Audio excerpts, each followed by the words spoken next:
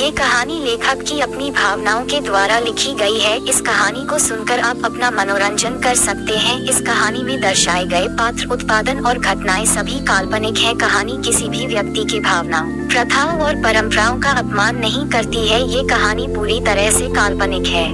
तिशा वहाँ से निकालने के बाद तिशा के दोस्तों से मिलती है और उसके बारे में और जानने की कोशिश करती है। उसका सारा दिन इधर उधर घूमते में ही निकल जाता है। जब शाम के 4 बजते हैं तो वो समुद्र के किनारे जाकर खड़ी हो जाती है और बड़े से समुद्र को देखने लगती है। तभी वहाँ पे 3-4 लड़के आते हैं। उनमें से एक लड़का कहता है, चलो फिर हम राफ्टिंग करते हैं, देखते हैं आज कौन जीतता है। जो जीतेगा उसकी 1 हफ्ते तक हम सारी बातें मानेंगे, चाहे वो इंसान हमसे जो भी कुछ करवाए। तिशा वही थोड़ी दूर पर ही बैठकर उन सब की सारी बातें सुन रही होती है और उन सब की हरकतों को देखते हुए कहती है, सच में बिगड़े हुए बच्चों का कुछ नहीं हो सकता। एक बेट को जीतने के लिए ये लोग अपनी जान को दांव पर लगाने वाले हैं। फिर देखते ही देखते वो 3 लड़के पानी के अंदर चले जाते हैं और उसे टाइम समुद्र का पानी अपने उफान पर होता है। तिशा को भी उन सब के लिए डर लग रहा होता है। वो सब अपना रेस स्टार्ट करते हुए अभी कुछ ही डर गए होते हैं कि तभी समुद्र में एक बड़ा सा लहर आता है और उन सबको पानी के अंदर डुबाने लगता है। जिनमें से 2 लड़के तो किसी तरह खुद को उसे लहर से बचकर बाहर आ जाते हैं, लेकिन एक लड़के का पर फंस जाता है और वो अपने बोट सहित पानी के अंदर जाने लगता है। तिशा जैसे ही उस लड़के को पानी के अंदर डूबते हुए देखते हैं तो वो दौड़ के पानी में छलांग लगा देती है और पानी के अंदर जाकर उसे लड़के को उसके पैरों से पकड़ के खींचते हुए पानी से बाहर लेकर आती है और उसे किनारे लेटाकर उसके सीने को दबाने लगती है। काफी बार दबाने के बाद उसे लड़की के मुंह से पानी निकलने लगता है और वो अपनी आंखें खोल देता है। तिशा उसको होश में आता हुआ देखकर अपने चेहरे पे एक प्यारी सी मुस्कुराहट लिए हुए कहती है, आयु ओक, और हाँ दोबारा से ऐसी हरकत मत करना क्योंकि तुम्हारी जान किसी एक के लिए बेशकीमती हो सकती है। इतना कह वो वहाँ से निकल जाती है। वही वो लड़का उसे अपनी नीली आंखों से जाता हुआ देख रहा होता है कि तभी वहाँ पर उसके दोस्त आ जाते हैं और कहते हैं, ईशान तुम ठीक तो है? वैसे वो लड़की कौन थी? ईशान तिशा की दिशा में दीवानों की तरह देखते हुए कहता है, मेरे डैड की होने वाली बहू। इतना कह वो मुस्कुराने लगता है। वही उसके दोस्त तो सदमे में आ चुके होते हैं क्योंकि उन्हें आज तक तो ईशान को लड़कियों से दूर भागते हुए और उनसे नफरत करते हुए की देखा होता है, लेकिन आज उसकी आंखों में किसी लड़की के लिए चमक देखकर वो एकदम हैरान हो जाते हैं। और अब ये है हमारी कहानी के साइड कैरेक्टर, यानी हमारे स्टोरी के तीसरे हीरो ईशान मलिक। ये भी एक रिच फैमिली से बिलोंग करते हैं और यहाँ प्रेसिडेंट के पोता है और इंडिया के टॉप बिजनेस टाइकून के बेटे हैं। ऐसा कुछ भी जो ये कर ना सके, बट ये लड़कियों को ज्यादा पसंद नहीं करते क्योंकि इन्हें लगता है वो सिर्फ मतलब से उनके पास आती है, इनके पैसों की वजह से। ईशान काफी मिस्टीरियस पर्सनालिटी है। ये एक रेस्टोरेंट में भी काम करते हैं, बस इसका शौक है खाना बनाना और ही इज सो हैंडसम, किसी प्रिंस चार्मिंग की तरह। वही दूसरी तरफ तिशा सबसे बचते बचते हुए अपने रूम में घुस जाती है क्योंकि ईशान को बचाने के चक्कर में वो पूरी तरह से गीली हो चुकी होती है और उसके कपड़े उसके बदन से चिपक गए होते हैं। तिशा जैसे ही उस हालत में अपने रूम में घुसती है वैसे ही अंश की आंखें उसे देखकर छोटी हो जाती है। तिशा की नजर भी एकदम से अंश की तरफ चला जाता है और 1 मिनट के लिए लगता है कि अंश उसे ही देख रहा है, लेकिन फिर वो अपने इस ख्याल को झटकते हुए उसके पास जाती है और कहती है, हाय पति देव, फिर कैसे हो आप? और वैसे आप मुझे ऐसे घूर घूर कर क्यों देख रहे थे? अंश जैसे ही तिशा का सवाल सुनता है वो एकदम से डर जाता है कि कहीं तिशा को उसकी सच्चाई तो पता नहीं चल गई। लेकिन तभी तिशा आगे कहती है, वैसे पता है आपको, आज मैं बहुत ही ज्यादा थक गई हूँ और ऊपर से जिस लड़के को मैंने पानी से बाहर निकाला वो भी बहुत ही भारी था। फिर ऐसे ही थोड़ी देर बात करने के बाद वो बाथरूम के अंदर चली जाती है। वही उसके जाते ही अंश अपना फोन निकलता है और व्हाट्सएप पर किसी को मैसेज करता है। मैसेज करने के 5 सेकंड बाद ही उसके व्हाट्सएप पर एक फोटो आ जाता है जिसे देखते ही अंश का चेहरा काला पड़ जाता है क्योंकि उस फोटो में तिशा उस लड़के के पीने पर हाथ रखी हुई होती है और उसके फेस के एकदम करीब झुकी हुई होती है। उसे फोटो को देखकर ऐसे लग रहा होता है जैसे वो दोनों एक दूसरे को अभी किस करने वाले हैं। अंश उस फोटो को देखते हुए कहता है, ये लड़का तो कुछ ज्यादा ही हैंडसम है लेकिन मुझे थोड़ा कम है, और इसकी हिम्मत कैसे हुई मेरी वाइफ के इतने करीब आने की? इससे तो मैं देख लूंगा, बस एक बार मैं यहाँ से उठ जाऊँ। नेक्स्ट डे तिशा अभी सोई हुई ही होती है कि तभी उसके कमरे की डोर पर नॉक होता है। तिशा अपनी आंखें खोलकर अपने चारों तरफ देखते हुए कहती है, अरे यार अभी तो इतनी सुबह है, अब इन लोगों को सुबह सुबह क्या काम पड़ गया जो यहाँ पर आ धमके है। लेकिन फिर वो जाकर गेट को खोलती है तो देखती है दादी माँ उसके सामने खड़ी होती है और तिशा को देखते हुए कहती है, 5 मिनट के अंदर तैयार होकर पीछे ट्रेनिंग ग्राउंड में आओ। तिशा उनकी बात मानते हुए जल्दी से अपने कपड़े चेंज करके अंश को भी व्हीलचेयर पर बिठाकर ट्रेनिंग ग्राउंड में लेकर आ जाती है। तिशा ग्रे कलर का ट्रैक सूट पहने हुई थी जिसमें वो कुछ ज्यादा ही अच्छी लग रही होती है। तिशा के आते ही दादी माँ उसे अपने पास बुलाती है और कहती है, आज से तुम्हारी और वानी की ट्रेनिंग स्टार्ट होने वाली है। तिशा दादी माँ की बात सुनकर कहती है, लेकिन किस चीज की ट्रेनिंग होने वाली है? तलवारबाजी, शूटिंग, हॉर्स राइडिंग और फाइटिंग। बाकी तुम मार्शल आर्ट की प्रैक्टिस भी कर सकती हो। मैंने यहाँ पे अच्छे टीचर को अपॉइंटमेंट किया है, वो तुम्हें अच्छे से हर एक चीज को सिखा देंगे, दादी जी कहती हैं। तिशा दादी माँ की बात सुनकर एक गहरी सांस लेती है कि तभी उसकी नजर व्योम और वानी पे जाती है जो दोनों एक दूसरे के हाथ को पकड़े हुए उधर ही आ रहे होते हैं। उन्हें देखते ही तिशा अपनी नजारे अंश की तरफ कर लेती है और उसके बालों के साथ खेलने लगते हैं। बाकी सारे लोगों को ऐसे इग्नोर करती है जैसे वहाँ पर कोई हो ही ना। वही व्योम उसकी एक एक हरकत को बड़े ही ध्यान से देख रहा होता है और अपने मन में कहता है, तुम जो यहाँ पर खुद को दिखाने की कोशिश करती हो, तुम ऐसी तो बिल्कुल भी नहीं हो और मैं पता करके रहूंगा कि आखिर में तुम हो कौन। फिर व्योम भी एक किनारे पर खड़ा हो जाता है और उन दोनों को ट्रेनिंग ग्राउंड में जाता हुआ देखने लगता है। तिशा जैसे ही ट्रेनिंग ग्राउंड में जाकर मास्टर को देखते हैं, उसकी आंखें चमक जाती है और वह एक स्माइल के साथ उसे मास्टर के साथ हाथ मिलती है। वही वानी तिशा का मजाक उड़ाते हुए कहती है, तुम ना सच में एक गवार हो, तुम्हें इतना भी पता नहीं है कि किसके आगे झुकना चाहिए और किसके आगे नहीं। तुम एक मामूली से इंसान के आगे अपना सर झुका रही हो, इस खानदान की बहू होने के बावजूद भी। तुम्हें पता नहीं है, इन लोगों का काम है हम लोगों के सामने अपना सर झुकाना, क्योंकि हम लोग इनके ऊपर राज करते हैं। तिशा वानी की बातें सुनकर अपने मन में कहती है, तुम्हारी गिरी हुई सोच आज भी नहीं बदली है, लेकिन कोई बात नहीं, मैं तुम्हें सही रास्ता दिखाऊंगी। और फिर वो अपने चेहरे पर एक स्माइल लिए हुए कहती है, मास्टर क्यों ना पहले आप मेरे और वानी दी के बीच में फाइट करवाइए, इससे ये होगा कि आप ये भी देख लेंगे हम लोग किस लेवल पर है, फिर उसके आगे आप हमें सीखना स्टार्ट कर दीजिएगा। तिशा की बात सुनकर वानी उसका मजाक उड़ाते हुए हंसने लगती है और कहती है, तुम जैसी एक गरीब लड़की कभी ट्रेनिंग ग्राउंड को भी देखी होगी जो मुझे फाइट करने की बात कर रही है। और फिर वो बहुत ही घमंड के साथ अपने बालों को पीछे कर कहती है, तुम्हें देखकर तो नहीं लगता कि तुम्हें फाइट का एफ भी आता होगा। उसकी बात सुन तिशा भी हंस देती है, जिसे देखकर वानी कंफ्यूज हो जाती है और कहती है, क्या तुम पागल हो जो खुद के ऊपर ही हंस रही हो? आपसे किसने कहा मैं खुद पर हंस रही हूँ? मैं तो आपकी बेवकूफी पर हंस रही हूँ। तिशा स्माइल कर कहती है, जिसे सुनकर वानी चीख जाती है और कहती है, तुम्हारा मतलब क्या है? मेरा मतलब साफ है कि आप बेवकूफ हो। क्या आपने वो कहावत नहीं सुनी, नेवर जज a book by its cover? अब इसका मतलब तो आप जानती ही होगी, राइट? तिशा की बात सुन वानी गुस्से से तिलमिला जाती है और कहती है, ठीक है तो देख लेते हैं कौन बेस्ट है। वानी की बात सुन तिशा सार्कास्टिकली मुस्कुरा देती है, मानो वो यही तो चाहती थी। तो वही वानी की बात सुनकर दादी माँ थोड़ी परेशान हो जाती है, लेकिन प्रतिभा जी और केतकी जी के चेहरे पर स्माइल जाती है, क्योंकि उन्हें पता वानी को शूटिंग करने में भले थोड़ी सी प्रॉब्लम होती है, लेकिन तलवारबाजी और हॉर्स राइडिंग में उसे कोई नहीं हरा सकता। फिर तिशा अपने चेहरे पर के स्माइल हुए कहती है, तो फिर बताइए हम स्टार्ट किस करें? पहले आप हॉर्स राइडिंग करना चाहेंगे या तलवारबाजी या फिर फाइटिंग? और चाहे तो हम शूटिंग से भी स्टार्ट कर सकते हैं। वानी कुछ सोने के बाद कहते हैं, पहले हम हॉर्स राइडिंग से स्टार्ट करेंगे। फिर वानी जाकर अपने लिए वहाँ के बेस्ट घोड़ा को चूज कर लेती है और तिशा को एक ब्लैक कलर का घोड़ा बहुत ही ज्यादा पसंद आ जाता है, लेकिन उस घोड़े की प्रॉब्लम थी कि वो वेदांश के सिवाय खुद को किसी और को टच भी नहीं करने देता था। अंश तिशा को अपने घोड़े के पास जाते हुए देखकर अपने मन में कहता है, ये लड़की हमेशा सबसे खतरनाक काम करने ही क्यों जाती है? यहाँ पे इतने घोड़े हैं, कोई नॉर्मल से घोड़े को नहीं चुन सकती थी।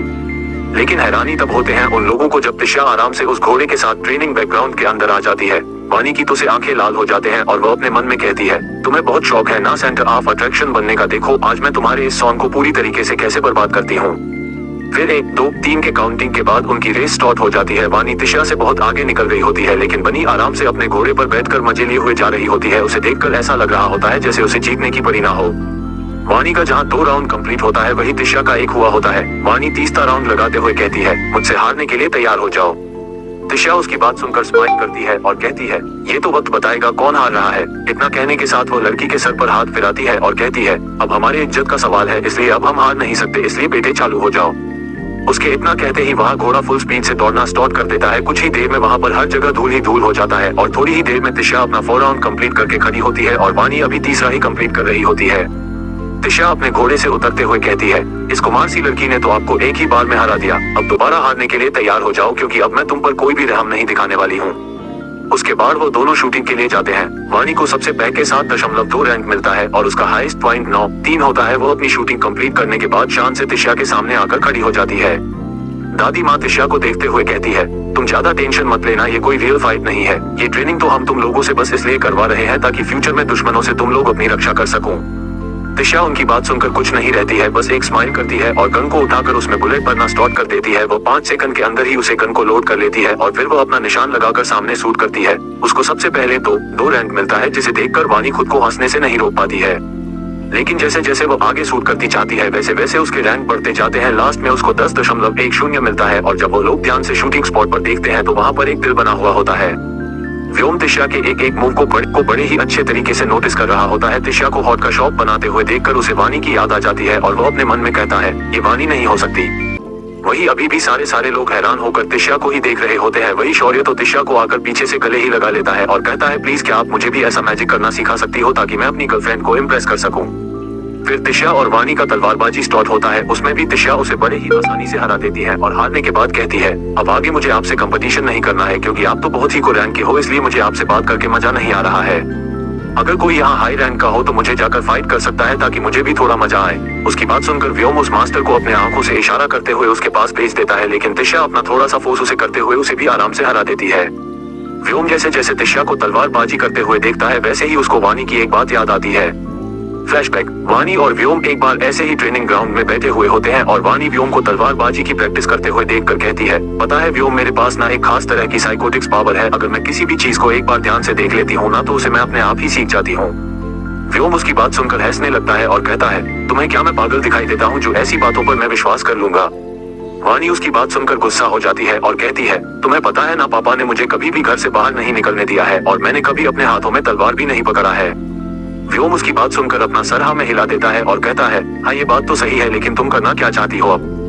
वानी उसकी बात सुनकर हंसने लगती है और कहती है, तुम्हारे पास दूसरी तलवार है ना, वो मुझे दे दो और फिर चलो हम दोनों फाइट करते हैं, देखते हैं कौन जीतता है। अगर मैं जीती तो तुम्हें मनाना होगा कि मैं जो बोल रही हूँ वो सही है। व्योम भी उसकी बातें सुनकर कहता है, ठीक है, लेकिन अगर तुम हार गई तो बैठ कर रोना नहीं।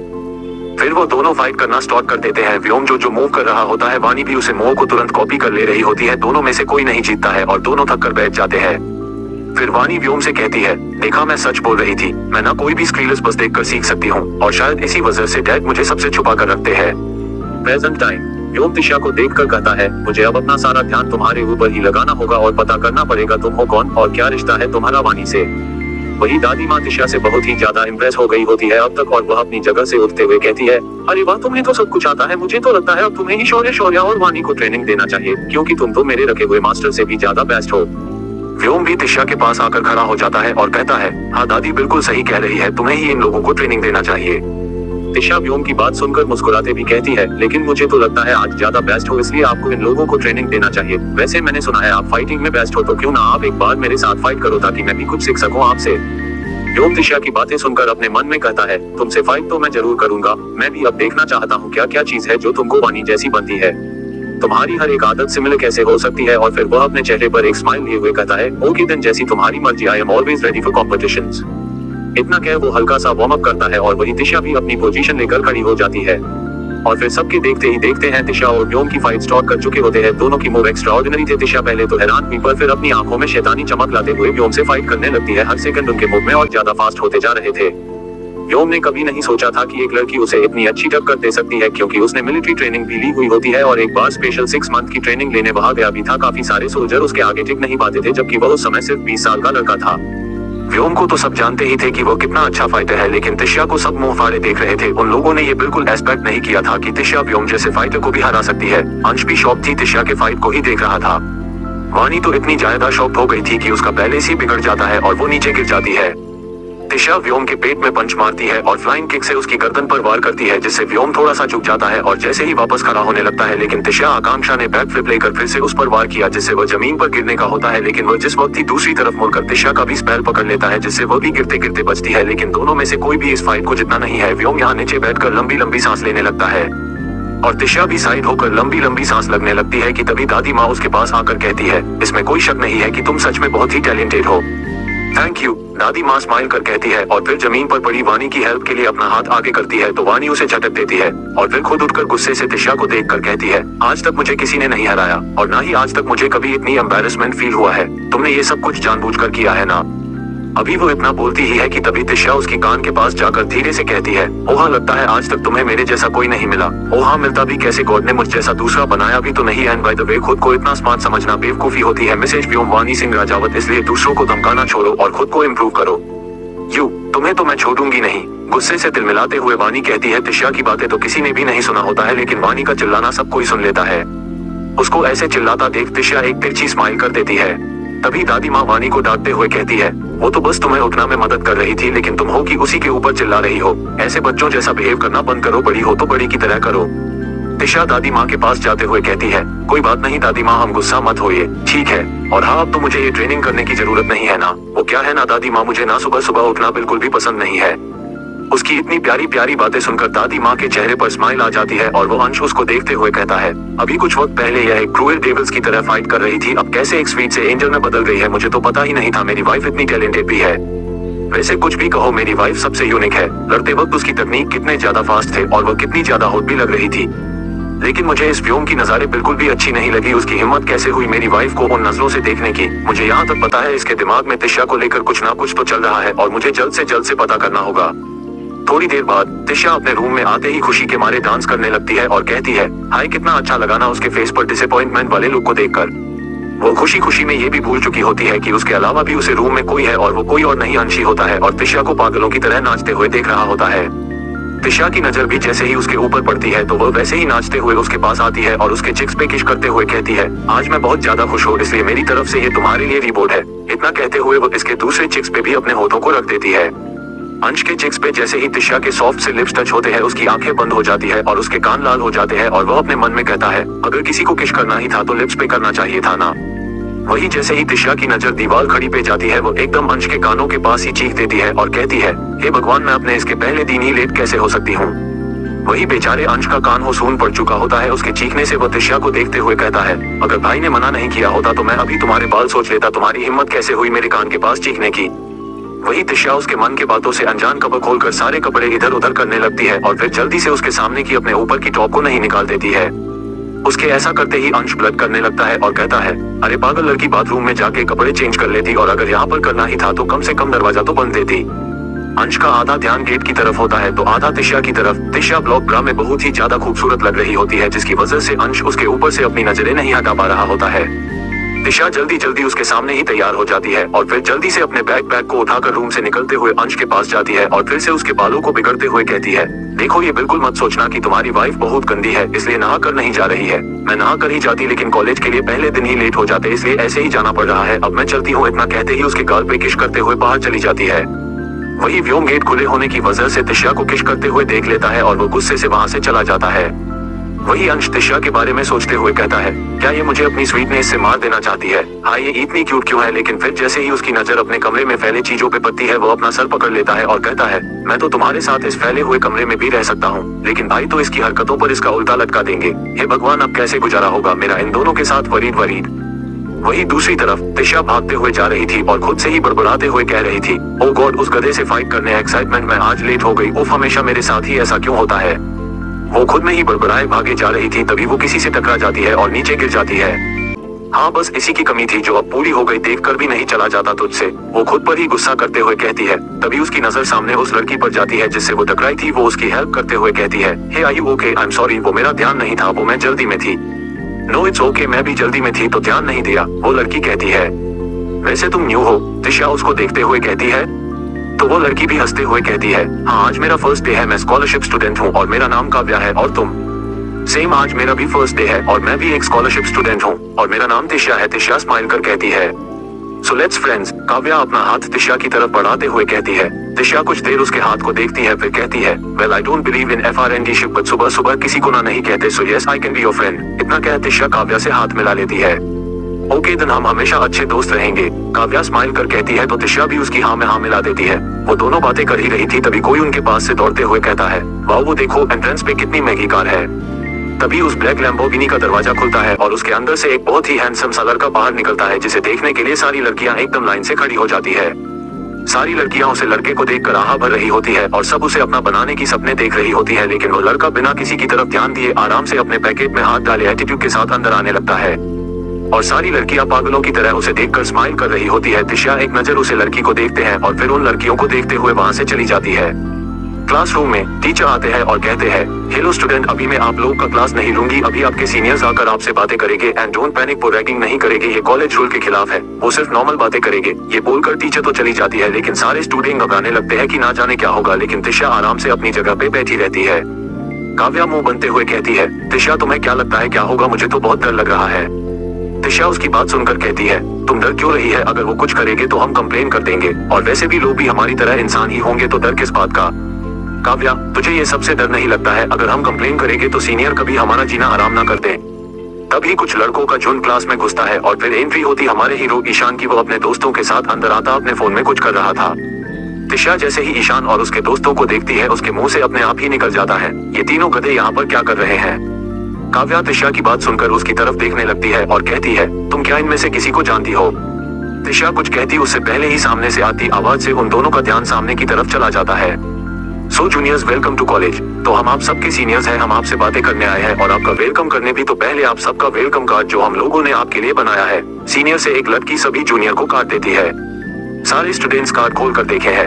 दिशा भी कार्ड खोल कर देखती है, उसमें लिखा हुआ था to welcome junior and enjoy your beautiful new journey from Ishaan. वही काव्या को ईशान के दोस्त का बनाया हुआ कार्ड मिलता है जिसमें उसका नाम लिखा हुआ था रोनित। वो उस कार्ड को देखते ही कहती है, अब ये रोनित कौन है?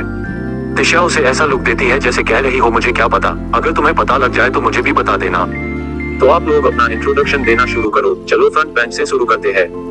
और सभी इंट्रो देना शुरू करते हैं। बीच बीच में सीनियर्स उनसे कुछ कुछ पूछते भी रहे होते हैं। ईशान उनके साथ पीछे खाली शीट्स पर बैठे सभी से क्वेश्चन पूछ रहे थे। फिर काव्या का टर्न आ जाता है। काव्या खड़ी होकर अपना इंट्रोडक्शन देना स्टार्ट कर देती है। My name is Kavya Sharma. वो आगे कुछ कहने को होती है कि तभी रोनिक उसके बात को बीच में ही काट देता है और कहता है, नाम पता चल गया, इतना ही काफी है, अब अपनी हॉबीज बताओ क्या क्या है, जैसे आप खाली टाइम में आप क्या करती है। काव्या को रोनित का बात यूं बीच में काटना बिल्कुल भी पसंद नहीं आता, लेकिन फिर भी वो अपने गुस्से को कंट्रोल करते हुए कहती है, मुझे स्केच करना पसंद है और गाने सुनना भी, और खाली समय में मैं उन लोगों को पीटना पसंद करती हूँ जो मेरी बातों को बीच में काट देते हैं। रोनित काव्या की जैसे ही बात सुनता है वो अपना मुंह बना लेता है और कहता है, क्या इस लड़की ने मुझे टोन मारा या फिर मुझे धमकी दे रही है? तभी रोनित का भाई रोहित उसको शांत करवाते हुए बिठा देता है और दिशा की तरफ ऐसा करते हुए कहता है, ये लड़की तुम बोल खड़ी हो जाओ। दिशा अपना सर झुक कर बैठी होती है जिसके चलते उसे कोई देख नहीं पा रहा होता है, लेकिन जैसे ही वो खड़ी होती है ईशान और उसके दोनों दोस्त आंखें फाड़कर उसे देखने लगते हैं। दिशा खड़े होकर बोलना शुरू करती है, हेलो एवरीवन, मेरा नाम दिशा है और मैं इसी शहर की रहने वाली हूँ। मैं 10 हूँ, 12th DAV स्कूल से किया है। ईशान अपने चमकती हुई आंखों से उसे देखते हुए कहता है, मिस दिशा, आपकी हॉबीज क्या है और आपका कोई बॉयफ्रेंड है क्या? दिशा ईशान की बात सुनकर उसे घूरने लगाती है और कहती है, मेरी कोई स्पेशल हॉबीज नहीं है, मेरे दिल में जो आता है मैं वही करती हूँ, और हाँ बाकी आपके दूसरे क्वेश्चन का आंसर देना मैं जरूरी नहीं समझती। दिशा की बात सुनकर ईशान का मुंह बन जाता है, लेकिन फिर वो अपने चेहरे पर एक बड़ी सी स्माइल लिए हुए कहता है, अभी के लिए बाय, क्योंकि अभी आप सबके क्लास का टाइम हो रहा है, बाकी हम बाद में मिलते हैं मिस दिशा। इतना कह वो वहाँ से अपने दोस्तों के साथ निकल जाता है।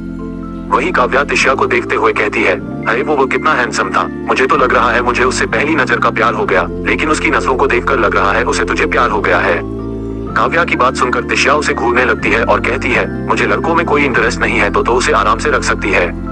काव्या जैसे ही दिशा की बात सुनती है वो खुद को दोनों हाथों से कवर करते हुए कहती है, क्या तुझे लड़कियों में इंटरेस्ट है? कहीं ऐसा तो नहीं तुम्हें मुझसे प्यार हो गया? वैसे भी मैं इतनी क्यूट हूँ, खूबसूरत भी हूँ, किसी को भी मुझसे प्यार हो सकता है, लेकिन मैं उसे टाइप की लड़की नहीं हूँ, इसलिए तुम किसी और को पसंद कर सकती हो।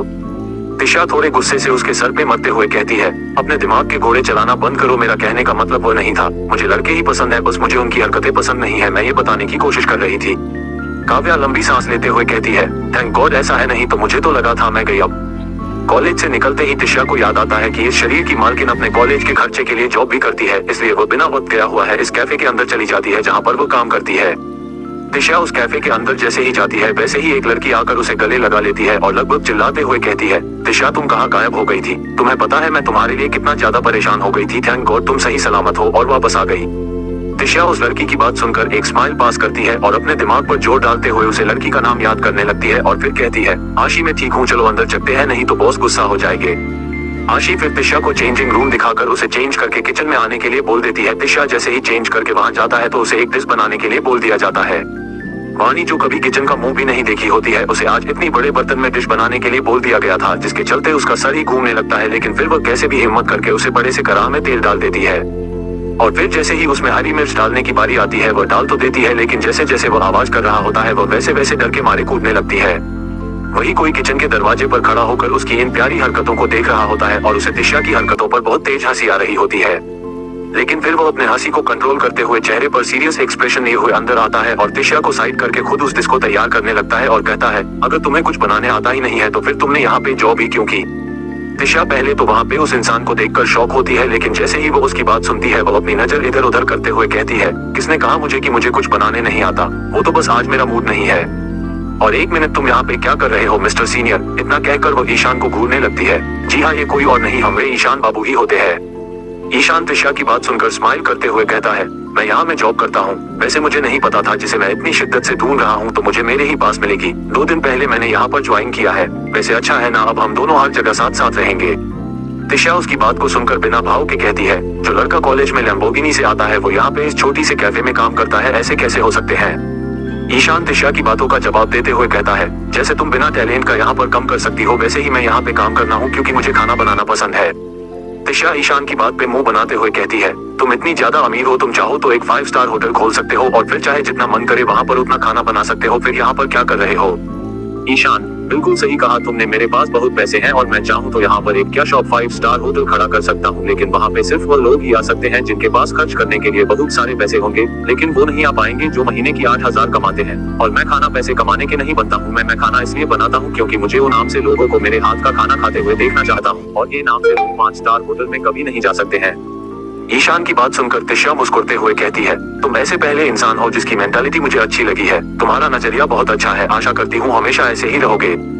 ईशान तिशा की बात सुनकर बहुत ज्यादा खुश हो जाता है और कहता है, मुझे ये सुनकर बहुत अच्छा लगा कि मैं वो पहला इंसान हूँ जिसकी तारीफ तुम कर रही हो, लेकिन एक मिनट, क्या तुम इंसान नहीं हो? Tears of joy, tears of Joy. Tisha उसकी बातों को इग्नोर करते हुए वहाँ से निकल जाती है और वही उसको जाता हुआ देखकर ईशान अपने मन में कहता है, लगता है भगवान भी हम दोनों को मिलवाना चाहते हैं, तभी तो हमारे रास्ते टकरा रहे हैं। बहुत जल्द मैं तुम्हारे दिल में अपनी जगह बना लूंगा। वही दूसरी तरफ वेद सोने की कोशिश कर रहा होता है, लेकिन उसे बार बार तिशा की वो नीली आंखें ही दिखाई दे रही होती है और उसकी वो प्यारी मुस्कुराहट जो उसे सोने नहीं दे रही होती है। वेद एक झटके के साथ बेड से उठ जाता है और बालकनी में जाकर चांद को देखते हुए सिगरेट पीने लगता है और कहता है, मैंने हमेशा खुद को सबसे दूर रखा है, किसी के लिए कोई फीलिंग्स नहीं आने दी, लेकिन जब से मैंने तुम्हें देखा है मुझे ऐसा क्यों लग रहा है तुम वही हो जिसका इंतजार मेरा दिल कर रहा था। तुम्हें जब मैं नहीं देखता तब मेरा दिल बेचैन हो जाता है और तुम्हें देखकर सुकून मिलता है, लेकिन ऐसा नहीं होना चाहिए, क्योंकि अगर मुझे तुम्हारी लात लग गई तो फिर तुम कभी मुझसे दूर नहीं हो पाओगी। अगर मुझे तुमसे प्यार हो गया तो तुम हमेशा के लिए कैद हो जाओगी वेद सिंह राजावत के कैद में, क्योंकि मैं एक शिकारी हूँ और जो शिकारी होते हैं वो बहुत पजेसिव होते हैं और जब उनकी इच्छा हद से ज्यादा बढ़ जाती है तो वो चीज को तोड़कर फेंक देते हैं जो उन्हें अपनी जान से ज्यादा पसंद होती है, लेकिन उसे किसी और का नहीं होने देते। और तुम्हारी वो आंखें मुझे मजबूर कर रही है शिकारी बनने पर, और अगर एक बार इस शिकारी की नजर में तुम आ गई तो फिर बच नहीं पाओगी। तिशा अपना सारा काम खत्म करके घर आती है कि तभी उसको हाल में ही दादी माँ मिल जाती है और उसे जल्दी से फ्रेश होकर नीचे आकर खाना खाने के लिए कहती है। तिशा भी उनकी बात मानकर थोड़ी देर में ही नीचे आ जाती है और खाना खाकर जैसे ही रूम में जाती है तो वहाँ पे पहले से ही प्रेरणा जी मौजूद होती है और वो वेदांश के पास बैठकर चाकू से खेल रही होती है। इतनी रात को उनको वहाँ पे देखकर तिशा की बाबे से कुट जाती है और वो अपना हाथ बांधकर उनके सामने खड़ी हो जाती है और कहती है, बड़ी माँ साहब आप इतनी रात को यहाँ पे?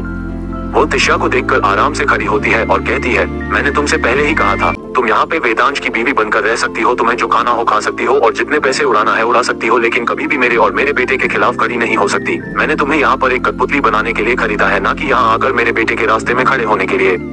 तिशा उसकी बात सुनकर उन्हें एक कंजूरन समझा नहीं गसा लुक देते हुए कहती है, आपने मुझे खरीदा है और मुझे ही नहीं पता है ये कब हुआ, मुझे जरा बताने का कष्ट करेगी। प्रेरणा जी तिशा को घूरते हुए कहती है, भोले बनने का ऐड करने की जरूरत नहीं है, तुम्हारे माँ बाप को मैंने तुम्हारे लिए पूरे 2.5 लाख रुपए दिए हैं, तब जाकर उन्होंने तुम्हारी शादी वेदांश से कराई है। अंश जैसे ही उन दोनों की बातें सुनता है उसे बहुत बुरा लगता है, क्योंकि कहीं ना कहीं उसे तिशा पसंद आने लगी थी, लेकिन आज उसकी सच्चा जानकर उसे बहुत दुख हो रहा होता है।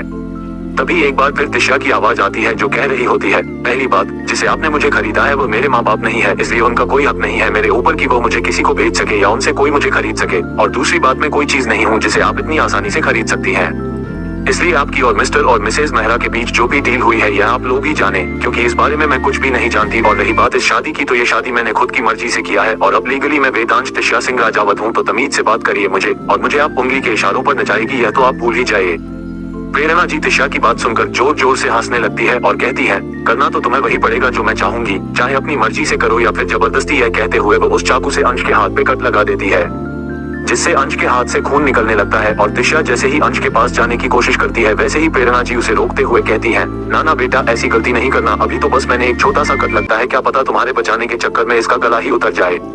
अब मेरी बात तुम ध्यान से सुनो, तुम्हें एक अच्छे बच्चे की तरह मेरे साइड खड़े रहना है अगर तुम अपने इस बीमार पति को जिंदा रखना चाहती हो तो। और जब बोर्ड मीटिंग हो या कोई भी डिसीजन लिया जाए तुम्हें दादी माँ को व्योम के साइड करना है, वैसे भी वो तुम्हारी सारी बात मान जाएगी क्योंकि तुम उनके प्यारे पोते की बीवी जो हो। इसलिए अब तुम्हें जो भी फैसला लेना है सोच समझ कर लेना, क्योंकि कब क्या हो जाए किसी को पता नहीं चलेगा। और वैसे भी कब तक अपने इस डिसेबल पति पे नजर रखोगी, मरने वाला तो इसे कभी भी मार सकता है। वो जैसे जैसे बोल रही होती है वैसे वैसे तिशा की आंखें गुस्से से एकदम लाल गई होती है, लेकिन वो इस बात पर बिल्कुल ध्यान नहीं देती है और अपनी ही बातें बोले जा रही होती है। और फिर वो जैसे ही अंश के पास से उठती है वैसे ही तिशा उनका वही हाथ पकड़ लेती है जिस हाथ से उन्होंने अंश को चोट पहुंचाई होती है। प्रेरणा जी चिल्लाते हुए कहती है, तुम्हारी इतनी हिम्मत कि तुमने मेरा हाथ पकड़ने की कोशिश की। वो अभी इतना बोली ही होती है कि तब तक तिशा उनके उस हाथ को पकड़ के बुरी तरीके से मोड़ देती है और एक आवाज के साथ उनका हाथ टूट जाता है।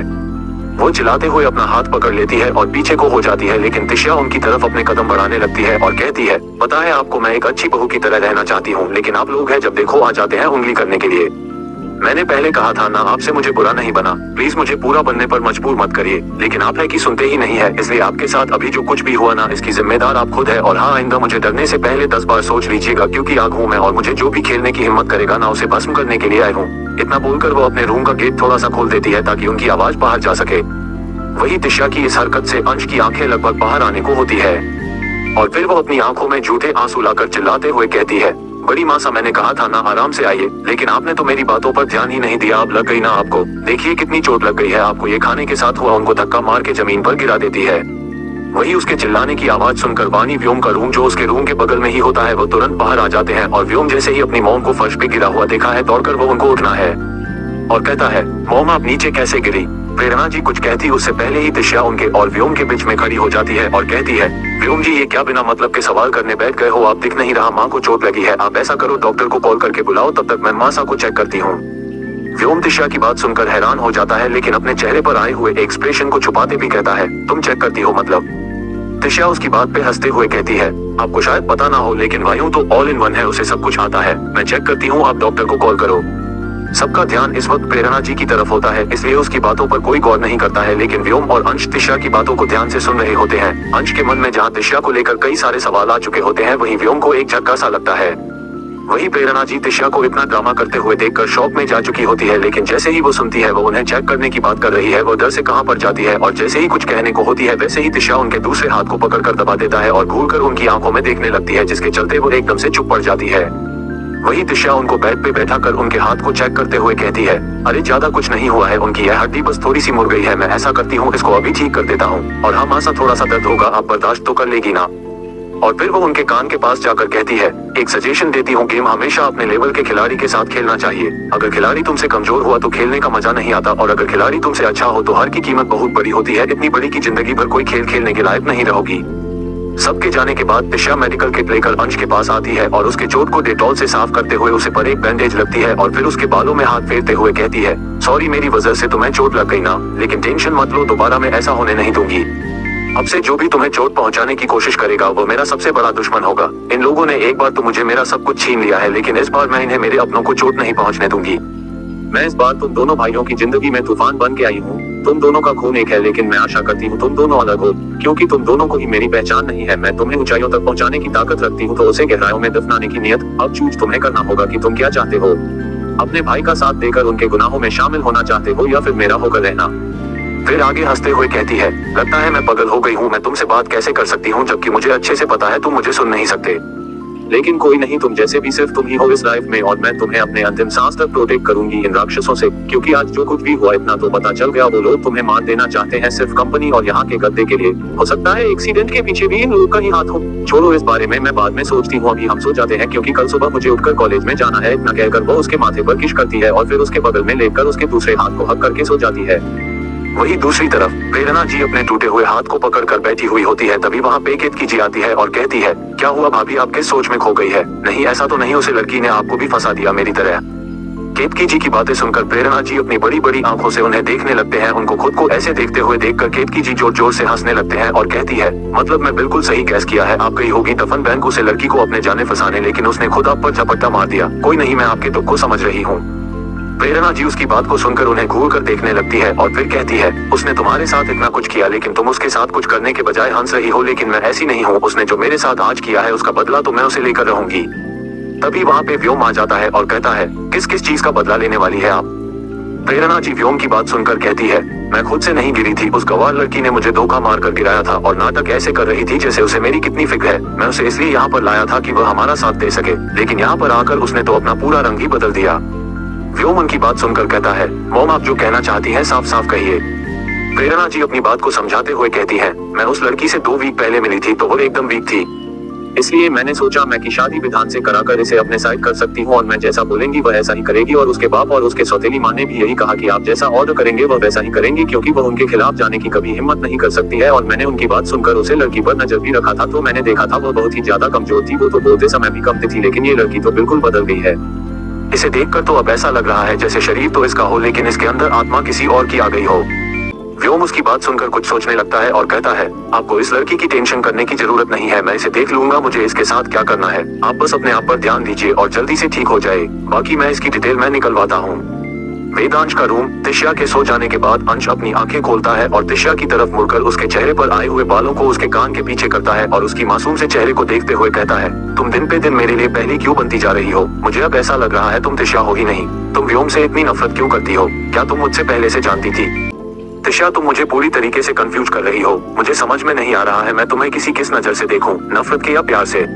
ये सब कहते हुए वो अपनी उंगलियों को उसके फेस पर चल रहा होता है। लास्ट में उसकी उंगली आकर तिशा के लिप्स पे रुक जाती है और वो उन्हें सहलाने लगता है। फिर थोड़ा आगे बढ़कर उसे लाइट किस कर देता है और कहता है, तुम जो भी हो मैं तुम्हारी पहचान को जान लूंगा और तुमने कहा था ना सिर्फ मैं ही हूँ तुम्हारी लाइफ में, तो अब से मैं ही रहूँ, इस बात का मैं अच्छे से ध्यान रखूंगा। तभी उसके पीछे से गेट खुलने आवाज आती है जिसे सुनकर वो एकदम से डर जाता है, लेकिन जैसे ही वो वेद की आवाज आती है वो उठकर बैठ जाता है और अपने दिल पर हाथ रखकर डरने का नाटक करते हुए कहता है, क्या भाई आपने तो मुझे हार्ट अटैक ला देना था, ऐसे कौन डराता है? तभी उसकी नजर वेद के पीछे खड़े दीपक पे पड़ती है जिसे देखकर अंश स्माइल करने लगता है और कहता है, हाय दीपकी कैसी हो? तुम्हें इतने दिनों बाद देखकर खुशी हुई मुझे। Open mouth smile, open mouth smile, open mouth smile. अंश की बात सुनकर दीपक अपना मुंह बना लेता है और कहता है, सर आप मेरा नाम बिगड़ना कब बंद करेंगे? Worried worried. अंश, कभी नहीं, tears of joy, tears of joy, tears of Joy. वो दोनों चालू होते उससे पहले ही वेद उन्हें डांटते हुए कहता है, तुम दोनों लड़ना बंद करो नहीं तो। उसके आगे का लाइन अंश पूरा करते हुए कहता है, नहीं तो आप हमें अपने लेपर्ड को खिला देंगे। Open mouth smile, open mouth smile, open mouth smile. Ved उसको घूर कर देखता है तो अंश अपने होठों पर उंगली रख लेता है और फिर एक छोटे बच्चों की तरह मुंह बनाते हुए कहता है, पता है भाई आपको मुझे चोट लग गई है। कहते हुए वो अपने हाथ आगे कर देता है जहाँ पर बैंडेज लगा हुआ होता है। वेद उसके बैंडेज को हटाकर देखता है तो वो पे एक छोटा सा कट होता है। वेद अंश को घूरते हुए कहता है, तुम इसे चोट लगना बोलते हो? अंश वेद की बात सुनकर रोने जैसा मुंह बना लेता है और नौटंकी करते हुए कहता है, और नहीं तो क्या, देखा नहीं आपने कितना बड़ा कट लग गया है? अगर इसका दाग रह गए मेरे हाथ पर तो मेरा क्या होगा? आपको पता है ना मैं अपनी स्क्रीन का कितना ध्यान रखता हूँ, तब जाकर तुम्हें इतना क्यूट दिखता हूँ और ऊपर से उसे चुड़ैल ने मेरे को कट मार दिया। अब अगर दाग रह गया तो मैं तो जीते जी मर जाऊंगा। दीपक अंश की बात सुनकर अपना मुंह बना लेता है और कहता है, इतनी से कुछ नहीं होता है और आप टेंशन मत लो, इसका दाग भी नहीं रहेगा। अंश उसकी बात सुनकर उसे घूर कर देखने लगता है और फिर एक क्रिपी स्माइल करते हुए कहता है, तो क्यों ना मैं तुम्हें भी एक छोटा सा कर दे, तो वैसे भी इसका निशान तो रहेगा नहीं तो क्या फर्क पड़ता है। दीपक अंश की बात सुनते ही वेद के पीछे खड़ा हो जाता है और कहता है, अंश सर मैं तो बस मजाक कर रहा था, मुझे पता है आपको बहुत ज्यादा चोट लगी है, मैं आपके लिए एक अच्छे से अच्छे स्किन डॉक्टर को ढूंढ कर लाता हूँ और वह आपके स्क्रीन पर एक छोटा सा भी दाग नहीं रहने देगा।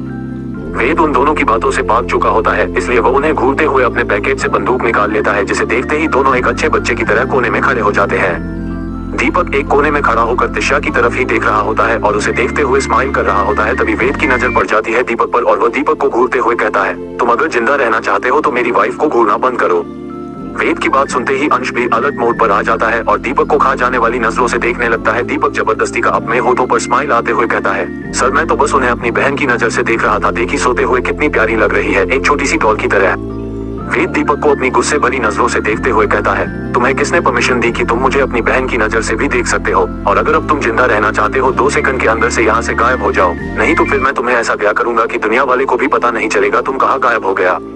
वो अपनी बात कंप्लीट करता उससे पहले ही दीपक वहाँ से गायब हो चुका होता है और वही उसके जाते ही अंश जोर जोर से हंसने लगता है और कहता है, भाई आप उसे कितना डरते हो, बेचारा बच्चा ही तो है, हो जाती है बच्चों से गलती। Tears of joy, tears of joy, tears of joy.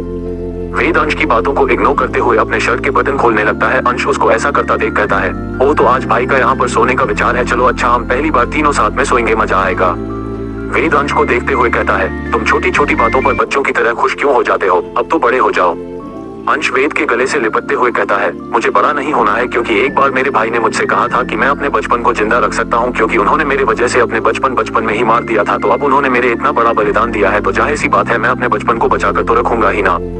वेद उसकी बात सुनकर अंदर ही अंदर मुस्कुराने लगता है, लेकिन हमेशा की तरह अपने चेहरे पर कुछ भी सुन नहीं होने देता और तिशा के दूसरे साइड जाकर लेट जाता है और फिर वो तिशा को ध्यान से देखने लगता है। तभी तिशा सोने में ही खाने का नाम लेते हुए अपने होठों पे जीभ फिराने लगती है, जिसे देखने के बाद वेद का गला सूखने लगता है। उसकी नजर लगातार तिशा के गुलाबी होठों पर ही जा रही होती है और वो खुद को कंट्रोल करने लगता है और फिर सोचता बस एक हल्की सी किस करूंगा, ये सोचते हुए वो धीरे से तिशा के कोमल होठों पे अपने होठ रख देता है। अंश जब देखता है देव तिशा को किस कर रहा है तो वो अपने हाथों से अपने आंख को ढक लेता है और नौटंकी करते हुए कहता है, आप जो कर रहे हो करते रहो, छोटे बच्चों ने कुछ भी नहीं देखा। ये कहते हुए वो अपने उंगलियों के गैप से वेद को देखने लगता है। वही वेद का सारा ध्यान तो तिशा के लिप्स पे ही होता है। जब वो तिशा किस कर रहा होता है तो उसे बहुत अच्छा लग रहा होता है और फिर धीरे धीरे ये छोटी सी किस डीप और पैशनेट किस में बदल जाती है। तिशा जब कसमसने लगती है तब जाकर वेद उसे धीरे से छोड़ देता है। और तिशा अंश के साइड मुंह करके वापस से सोने लगती है, लेकिन अंश पीछे कहाँ रहने वाला था। अंश भी तिशा को उसकी कमर से पकड़कर अपने करीब कर लेता है और उसके शौक से लिप्स को अपने लिप्स से दबा देता है और अपनी आंखें बंद करके उसे किस करने लगता है। वो तिशा को किस करने में इतना खो जाता है कि गलती से उसके लिप्स पर वाइट कर देता है, जिससे तिशा कसम खाने लगती है और सोने में ही रोने जैसा मुंह बनाकर कहती है, मॉम मुझे और सोना है, प्लीज सोने दो ना। वही इन दोनों भाइयों की तो सिटी पिटी गुम हो चुकी होती है डर के मारे, लेकिन वेद अपना दिमाग चलाते हुए तिशा को अपनी साइड घुमाकर उसके कंधे पर प्यार से थपकी देने लगता है, जिस वजह से तिशा उसके सीने में अपना सर घुसकर वापस से सो जाती है। वही अंश तो गांठ खाने के डर से पहले ही अपनी आंखें बंद करके सोने की एक्टिंग कर रहा होता है, लेकिन फिर वो दोनों में धीरे धीरे नींद की आगोश में चले जाते हैं। सुबह का समय वेद की नींद खुलती है तो वहाँ से अंश गायब होता है और वेद के पास एक पड़ा हुआ होता है जिसमें लिखा हुआ होता है, भाई आज आप अपनी बीवी के साथ आराम करो और आज मैं बाहरी दुनिया को देखने जा रहा हूँ, क्योंकि मैं यहाँ पे 5-6 दिन से लेते लेते ये भी भूल चुका हूँ कि मुझे चलना भी आता है, इसलिए मैं जा रहा हूँ बाहर, नहीं तो मैं ऐसे लेटे लेटे चलना भी भूल जाऊंगा। वेद उस मैसेज को पढ़ने के बाद उसे नोट को अपने पैकेट में रख लेता है, तभी उसको महसूस होता है कि किसी ने उसे टाइटली हक कर रखा है और जब वो अपने बगल में देखा है तो तिशा उसे बच्चों की तरह हक करके सो रही होती है। तिशा के फेस को देखते ही वेद के फेस स्माइल आ जाती है, जिसका पता उसे खुद नहीं होता है, और फिर वो भी तिशा को हक कर लेता है और उसके फहद पे किस कर देता है। तिशा नींद में ही कहती है, मॉम आप क्या कर रही है, हमें ना आपकी नीयत ठीक नहीं लगती है, हमने आपको कितनी बार बोला है आप हमें अब किस मत किया करो, हम बड़े हो गए हैं अब। और फिर वो सो जाती। वेद जब तिशा की बात सुनता है तो उसे बहुत तेज गुस्सा आता है, ये सोचते हुए कि इस लड़की को क्या कोई भी आके किस करके चला जाएगा और यह यही सोचेगी कि मॉम ने किस किया। ये सोचते हुए वेद का गुस्सा बढ़ जाता है और वो तिशा को और भी ज्यादा टाइट हक कर लेता है और उसका फेस देखने लगता है। 1 घंटे बाद जब अलार्म से तिशा की नींद खुलती है तो वो तुरंत अपनी जगह से उठकर बैठ जाती है और फिर इधर उधर देखते हुए कहती है, अरे यार इतनी जल्दी सुबह क्यों हो जाती है। फिर वो देव की तरफ देखती है और कहती है, 1 मिनट तुम तो इस साइड सोए थे ना, तो तुम इस साइड पर क्या कर रहे हो। उसके इस क्वेश्चन को सुनकर वेद जो जाग गया होता है वो थोड़ा घबरा जाता है, लेकिन वो वैसे ही अपनी आंखें बंद किए हुए रहता है।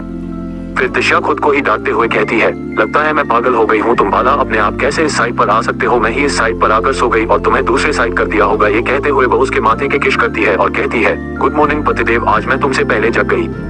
ये कहते हुए वो बेड से उठ जाती है और वही वेद उसकी किस की वजह से अपनी ही जगह पे जम चुका होता है, क्योंकि आज पहली बार किसी ने उसे किस किया होता है। तिशा जब देखती है उसके पास थोड़ा टाइम और बचा हुआ है तो वो रूम से निकालकर स्विमिंग पूल के साइड जाकर खड़ी हो जाती है और वहां से बाहर गार्डन की तरफ देखते हुए सुबह का लुत्फ उठाने लगती है। वही अपनी बालकनी में खड़ा होकर व्योम भी तिशा को ही देख रहा होता है, या यूं कहे तो उसकी एक एक एक्टिविटी को नोटिस कर रहा होता है। व्योम तिशा को देखते हुए अपने मन में कहता है, ये बड़ा अजीब है, तुम्हें इतना कुछ कैसे पता है, तुम्हें अच्छे फाइटिंग करने आती है, शूटिंग करने आती है, यहाँ तक कि तुम हॉर्स राइडिंग भी कर लेती हो, तुमने मॉम के हाथ को पकड़ के इतना सटीक तरीके से कैसे बता दिया कि उनकी हड्डी कौन सी और किस तरह से मुड़ी हुई है, और तुम्हारी वो आंखें जिस तरीके से मुझे देखती है वो आंखें मुझे इतनी जाने पहचाने से क्यों लगती है। ये सब चीजें तो वाणी में था ना, तुम्हारी मुस्कुराहट है, तुम्हारे चेहरे का तेज और तुम्हारा देखने का नजरिया, हर चीज वाणी से क्यों मिलता है। तभी व्योम की नजर स्विमिंग पूल के पानी पर पड़ती है जिसमें तिशा की परछाई बन रही होती है, लेकिन उस परछाई में व्योम को वाणी नजर आने लगती है जो अपने चेहरे पर एक प्यारी मुस्कुराने लिए उसे ही देख रही होती है, जिसके चलते वो डरकर पीछे हो जाता है। तिशा नहाकर जैसे ही अपने बाल सही करने के लिए आईने के सामने खड़ी होती है तो उसकी नजर अपने लिप्स पे जाती है जिन पे स्वेलिंग आ गई होती है और किनारे पर हल्का सा कट भी लगा हुआ होता है। तिशा उसको टच करते हुए कहती है, अब ये मेरे लिप्स के साथ क्या हो गया, इन पर स्वेलिंग कैसे आ गई, सोने के टाइम तक तो ये ठीक ही थी। तिशा उस बात पर ध्यान नहीं पाती, उससे पहले ही शौर्य रूम में आ जाता है और तिशा को गुड मॉर्निंग विश करते हुए कहता है, भाभी मैं अब हाँ क्या हूँ, भाई को तैयार करने के लिए आप अब नीचे जा सकती हैं नाश्ता करने के लिए। तिशा शौर्य को एक स्माइल के साथ जवाब देते हुए कहती है, थैंक यू, फिर मैं जब तक नहीं आता हूँ इनका अच्छे से ध्यान रखना, मैं जल्दी से कॉलेज और जॉब से आने की कोशिश करूंगी और मैं आपके लिए आपकी फेवरेट फूड भी लाऊंगी, इसके बदले में आपको 1 मिनट के लिए इनको अकेले नहीं छोड़ना है। थोड़ी देर बाद तिशा जैसे ही कॉलेज पहुंचती है वैसे ही उसकी क्लासरूम में एक लड़का आता है और तिशा की तरफ उंगली पॉइंट करते हुए कहता है, हाय तुम तिशा हो ना। तिशा उसकी तरफ कंफ्यूज होकर देखते हुए कहती है, हाँ मैं ही तिशा हूँ, क्यों कोई कम था, तुम्हें टीचर ने प्रैक्टिस रूम में इनवाइट किया है, इतना कहकर वो वहाँ से चला जाता है। तिशा अपने बैग से एक छोटा सा चाकू निकलती है और अपने जीन्स के पैकेट में रख लेती है और वो वहाँ से प्रैक्टिस रूम की तरफ चली जाती है, लेकिन उसके दिमाग में अभी भी अजीब से ख्याल चल रहे होते हैं। पता नहीं क्यों उसको अजीब फील हो रहा होता है, जैसे कुछ गलत होने वहाँ है। तिशा जैसे ही प्रैक्टिस में पहुंचती है वहां पर चारों तरफ अंधेरा ही अंधेरा होता है। वो अपने डर पर काबू पाते हुए धीरे से गेट को ओपन करती है और अंदर की तरफ जाने लगती है, और फिर जैसे ही आगे बढ़कर लाइट को ओपन करती है तो उसे रूम में चारों तरफ गुलाब ही गुलाब होते हैं और उनके गुलाब के बीच एक बड़ा सा हॉट शेप बना हुआ होता है जिसपे गुलाब की पंखुड़ियां से ही तिशा की पिक्चर बनी हुई होती है। तिशा का सारा ध्यान अभी उसे रूम के डेकोरेशन पर ही होता है कि तभी पीछे से आकर कोई उसको गले से लगा लेता है, जिससे वो बहुत ज्यादा डर जाती है और एक झटके के साथ उसकी खुद से दूर करती है। और अपने पैकेट में से उसे चाकू को निकालकर उसकी तरफ पॉइंट कर देती है क्योंकि उसे लड़के का चेहरा दिखाई नहीं दे रहा होता है। उसे लड़के ने अपना चेहरा फेस का मास्क से कर किया होता है और उसने ब्लैक जीन्स के साथ ब्लैक शर्ट कैरी किया होता है जिसमें से उसकी मस्कुलर बॉडी साफ दिखाई दे रही होती है। लेकिन त्रिशा का सारा ध्यान उस इंसान के चेहरे पर होती है और वो अंदर से डर के मारे कांप रही होती है क्योंकि यह सब देखकर उसको अपने फर्स्ट लाइफ की मेमोरी याद आ गई होती है। उसको लग रहा होता है कि सामने खड़ा हुआ इंसान कोई और नहीं आंसू है जो उसके साथ फिर से गलत करने के लिए आता है। वो अपना अच्छा को उसे इंसान की तरफ पॉइंट करते हुए कहती है, कौन हो तुम? वो लड़का त्रिशा के हाथ में जैसे ही चाकू को देखा है और उसको कांपते हुए पता है तो तुरंत वो अपने चेहरे से मास्क को हटा देता है और कहता है, त्रिशा चाकू को नीचे करो, देखो लग जाएगी तुम्हें। त्रिशा उसकी बातों को इग्नोर करते हुए अपने चाकू को उसके और पास ले जाने लगती है। ईशान पीछे हटते हुए कहता है, अरे यार इस चाकू को पीछे करो, देखो इसमें कितना ज्यादा आधार है, अगर जो गलती से भी मुझे लग गई ना तो मैं यहीं पर भगवान को प्यार हो जाऊंगा। अब जिसने मेरी जान बचाई है उसी के हाथों मर जाऊं, ये बात अच्छी थोड़ी होगी। त्रिशा ईशान की किसी बातों पर ध्यान नहीं देती है और वह डरते हुए कहती है, देखो मैं वीक नहीं हूँ, अगर तुमने एक कदम भी मेरे आगे बढ़ाया ना तो मैं तुम्हें मार दूंगी, तुम अभी यहाँ से चले जाओ नहीं तो मार दूंगी। ईशान त्रिशा का ध्यान भटकने के लिए कहता है, अरे मुझे तो पता ही है तुम वीक नहीं हो क्योंकि तुमने तो मेरी जान बचाई है और मैं तो तुम्हें बस थैंक यू बोलना चाहता था। त्रिशा मुझे तुम्हारा थैंक यू नहीं चाहिए, प्लीज यहाँ से चले जाओ। ईशान त्रिशा से बातें करते हुए उसके नजदीक चला जाता है और फिर एकदम से उसके हाथ से चाकू को लेकर एक कोने में फेंक देता है और उसे पीछे से गले लगा लेता है और कहता है, देखो मैं तुम्हें हर्ट नहीं करूंगा, इसलिए तुम्हें मुझसे डरने की कोई जरूरत नहीं है, मैं तो बस तुमसे अपने दिल की बात बताने के लिए आया था। आई लव यू त्रिशा, मैं तुमसे बहुत प्यार करता हूँ, मैं तुम्हें हमेशा के लिए अपना बनाना चाहता हूँ, प्लीज एक्सेप्ट मी। त्रिशा ईशान की बात सुनते ही और ज्यादा पैनिक करने लगती है और वो उसकी पकड़ से निकलने की कोशिश करने लगती है और कहती है, तुम्हारा मेरे साथ इतनी घटिया हरकत करने की कोशिश भी मत करना, नहीं तो जान ले लूंगी मैं तुम्हारी अपने इन्हीं हाथों से। ईशान त्रिशा को छोड़कर उसके सामने खड़ा हो जाता है और अपने पीछे से एक बड़ा सा रेड बुके निकालकर त्रिशा के सामने करते हुए कहता है, यह मेरी कोई घटिया हरकत नहीं है, मैं तुमसे सच में प्यार करता हूँ, मुझे तुम्हें देखकर पहली नजर में ही तुमसे प्यार हो गया, सोते जागते हर वक्त बस तुम्हारा ही ख्याल आता है, हर जगह बस तुम नजर आती हो। त्रिशा उस रेड रोसेस की बुके को नीचे फेंक देती है और उसको अपने पैरों से कुचलते हुए कहती है, मेरे सीने में सिर्फ आग है और आग की फितरत ही होती है सब कुछ चलाकर राख करने की, इसलिए तुम्हें मुझसे दूर रहना चाहिए, इससे पहले कि मेरी नफरत की आज तुम्हें राख कर दे। ईशान त्रिशा की बात सुनकर एक फीकी स्माइल करते हुए कहता है, यानी तुम मुझे रिजेक्ट कर रही हो, लेकिन मैं भी तुम्हें एक बात बता दूं, अगर तुम आग हो तो मैं भी ज्वालामुखी हूँ और ज्वालामुखी हर एक आग को अपने अंदर से समेटने की ताकत रखता है, इसलिए मैं तुम्हारी इस आग से भस्म नहीं होने वाला हूँ और ना ही मैं कभी तुम पर से गिव अप करने वाला हूँ, मैं तुम्हें तब तक प्रपोज करते रहूंगा जब तक मेरे शरीर में मेरी सोल बसी हुई है। वैसे भी ईशान मलिक कभी हारता नहीं है, उसे हमेशा जीतने की आदत है और एक दिन मैं तुम्हारे इस दिल को भी जीत लूंगा और फिर तुम्हें मेरा होना ही होगा, चाहे ये जैसे भी हो। त्रिशा ईशान की तरफ अपना पीठ कर खड़ी हो जाती है और कहती है, फिर तो मुझे हारने की आदत डाल लेनी चाहिए क्योंकि त्रिशा राठौर कभी किसी की नहीं होंगी। ईशान उसकी बात पर हंसते हुए कहता है, ये गलत बोल रही हो तुम चाहे किसी और की हो या ना हो, लेकिन ईशान मलिक की जरूर होगी। मैंने तुम्हें कहा था ना, तुम्हें मेरा होना ही होगा, बस शर्त इतनी है कि तुम मुझे इग्नोर नहीं करोगी, बाकी मैं तुम्हें मजबूर कर दूंगा खुद से प्यार करने के लिए। त्रिशा ईशान की बात सुनकर चीर जाती है और कहती है, क्या मैं तुम्हें इग्नोर करूं तो तुम्हें पीछे आना छोड़ दोगे? कभी नहीं, तुम मुझे चाहे जितना भी इग्नोर कर लो, मैं तो तुम्हारे पीछे ही आऊंगा, ईशान ने त्रिशा से कहा। त्रिशा पहले अपनी आंखों से आंसू को साफ करती है और फिर उसकी तरफ मुड़ते हुए कहती है, अगर तुम्हारी बातें हो गई हो तो तुम यहाँ से जा सकते हो। ओ तो तुम्हें सोने का समय चाहिए, ठीक है मैं चाहता हूँ, इतना बोलकर इंसान वहाँ से चला जाता है, लेकिन वो विंडो के पास खड़ा होकर अंदर की तरफ देखने लगता है। उसके जाते ही त्रिशा एकदम जोर से चीखती है और फिर उसे रूम में डेकोरेट किए हुए सारे गुलाबों को निकालकर इधर उधर फेंकने लगती है और उतना ही ज्यादा चिल्ला रही होती है। लास्ट में वो अपने घुटनों को बल बैठकर फूट फूट कर रोने लगती है। ईशान जब उसकी वो हालत देखता है तो वो अंदर जाने लगता है, लेकिन तभी उसका दोस्त जाकर उसे रोक लेता है और कहता है, प्लीज उसे अभी अकेला छोड़ दे, क्या तुझे उसकी चीखों में उसका दर्द दिखाई नहीं दे रहा है? मुझे लगता है तूने अनजाने में ही सही लेकिन उसके किसी ऐसे घाव को खरोच दिया है जिसे वो भरने की कोशिश कर रही थी। अगर सच में तुमसे प्यार करता है ना तो पहले उसके दर्द को समझने की कोशिश कर, उसे अपना लवर बनाने से पहले उसे अपना दोस्त बना जिससे वो अपनी हर बात बता सके बिना झिझक के। मुझे ज्यादा प्यार के बारे में तो पता नहीं है, लेकिन उसकी चीखों को सुनकर ऐसा लग रहा है जैसे उसे किसी ने ऐसा तोड़ दिया है जिसे चाहकर जोड़ नहीं पा रही है। ईशान त्रिशा को ऐसे चीखते चिल्लाते हुए देखकर एक मुक्का दीवार पर मार देता है और उसकी आंखों में नमी आ गई होती है और फिर वो अंदर देखते हुए कहता है, मुझे नहीं पता है तुम्हारा दर्द क्या है, लेकिन मैं तुम्हारे दर्द की दवा बनने की पूरी कोशिश करूंगा। आज के बाद मैं किसी को भी तुम्हें हर्ट नहीं करने दूंगा। त्रिशा कुछ देर वहाँ से निकालकर रोज की तरह अपनी क्लासेस अटेंड करती है और जब छुट्टी का वक्त होता है कि तभी उसी वक्त क्लास में क्यों ना आता है और सारे बच्चे को प्लेग्राउंड में इकट्ठा होने के लिए कहता है। फिर वहाँ पे प्रिंसिपल आकर अनाउंसमेंट करते हुए कहते हैं, आगे चलकर सब यहाँ से कोई डॉक्टर बन जाएगा तो कोई बिजनेसमैन तो कोई आर्मी में चला जाएगा, और इसलिए हमने और कई सारे कॉलेज के प्रिंसिपल ने मिलकर डिसाइड किया है कि हम अपने स्टूडेंट को एक हफ्ते के लिए सर्वाइवल गेम प्लान में भेजने का डिसाइड किया है। वहाँ पर आप लोगों को दूसरे बच्चों से कंपटीशन करना पड़ेगा अपने गेम को जीतने के लिए, और आप लोगों को वहाँ पर बहुत कुछ सीखने को भी मिलेगा। जैसे कि हम कभी जंगल में फंस जाए और हमारे पास ना पीने को पानी हो और ना खाने को खाना, तो हम कैसे खुद को वहाँ पर जिंदा रख सकते हैं, और बहुत कुछ मिलेगा तुम सब सीखने को। इसलिए पैकिंग करके कल यहाँ पर सारे लोग इकट्ठे हो जाना, हम शहर से बाहर पहाड़ी इलाके में जाएंगे। तिशा वहाँ से सीधा अपने जॉब के लिए रेस्टोरेंट चली जाती है। वो वहाँ जाकर अपना काम कर ही रही होती है कि तभी वहाँ पे ईशान भी आ जाता है और सबको हाय हेलो करते हुए अपने काम पर लग जाता है। और आज वो बार बार तिशा को भी कभी कुछ लेने के बहाने कभी कुछ देने के बहाने अपने पास बुला रहा होता है। तिशा उसकी हरकत से परेशान होकर थोड़ा गुस्सा करते हुए कहती है, सर आपको क्या क्या चाहिए, क्या आप एक बार में ही मुझे बता सकते हैं? आप मुझे बार बार क्यों परेशान करें कि कभी मुझे सोया सॉस ला कर दो तो कभी टोमेटो। ईशान अनजान बनते हुए कहता है, मैं तुम्हें परेशान थोड़ी कर रहा था, मैं तो बस चीजें मांग रहा था जिन जिन चीजों की मुझे जरूरत थी। वो दोनों आगे बहस करते उसके पहले ही रेस्टोरेंट का मालिक वहाँ पर आ जाता है और वह तिशा को डांटते हुए कहता है, तिशा तुम यहाँ पर किचन में क्या कर रही हो, जाकर बाहर कस्टमर सबको अटेंड करो। तिशा उनकी बात सुनकर बाहर चली जाती है। वो बाहर जाकर देखती है तो हर रोज से आज कुछ ज्यादा ही भीड़ होता है। वहाँ पर वो एक एक करके सबका ऑर्डर लेना स्टार्ट कर देती है। लेकिन जब वो लास्ट बेंच पर जाती है तो वहाँ पे दो लोग बैठे हुए होते हैं, जिनमें से एक के चेहरे पर मास्क होता है और एक तिशा के चेहरे को ही घूरे जा रहा होता है। तिशा जब उस आदमी को अपनी तरफ इतने ध्यान से देखा हुआ पाती है तो अपने चेहरे पर एक प्यारी सी स्माइल लाते हुए कहती है, सर क्या आपने मुझे अच्छे से देख लिया या फिर मैं यहीं पर बैठ जाऊं ताकि आप मुझे और अच्छे से देख सके। वो आदमी जैसे ही तिशा की बात सुनता है हंसने की एक्टिंग करते हुए इधर उधर देखने लगता है, लेकिन तिशा उसे घूरते हुए कहती है, अब क्या यहीं पे बैठे रहोगे आप दोनों, या फिर ऑर्डर भी देंगे, या फिर अब भी ऐसे ही बैठे रहने का इरादा है। वो मास्क वाला लड़का जब देखता है उसके पास बैठा उसका दोस्त कुछ नहीं बोल रहा है तो वो खुद ऑर्डर देने का डिसाइड करता है और कहता है, 1 plate white sauce pasta and Manchurian with gravy. Tisha जैसे ही उस लड़के की आवाज सुनती है वो ध्यान से उसे लड़के की तरफ से देखने लगती है, लेकिन फिर वो कहां से यह सोचकर जाने लगती है कि हम लोग उसे गलत ना समझ ले, और जाते हुए अपने मन में कहती है, यह आंखें मुझे इतनी फैमिली क्यों लग रही है, मुझे ऐसा क्यों लगा है जैसे मैं इन आंखों को रोज देखती हूँ।